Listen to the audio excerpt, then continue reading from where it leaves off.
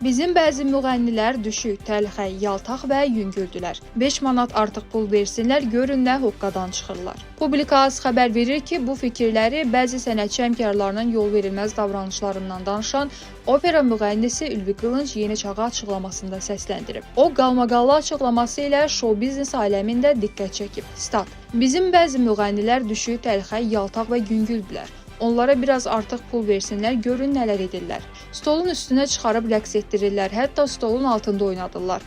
Mən özüm dəfələrlə bunun şahidi olmuşam. Elə xalq artistləri olub ki, onlara hörmətsizlik edilib, hətta təpik vurublar. Bir bağ var idi, bütün müğənniləri ora yığıb istədikləri kimi davranırdılar, hətta yeri uzadırdılar. Deyirdilər ki, müəllim belə istəyir. Aralarında xalq artistləri də olub. Təəssüf ki, bugün sənət aləmini başqa mühitlə qarışdırıblar. Buna görə də müğənnilərə hörmət azdır. Nə qədər ki, həqiqi sənətkarlar önə çıxmayacaq, bu münasibət də dəyişməyəcək. Statın sonu.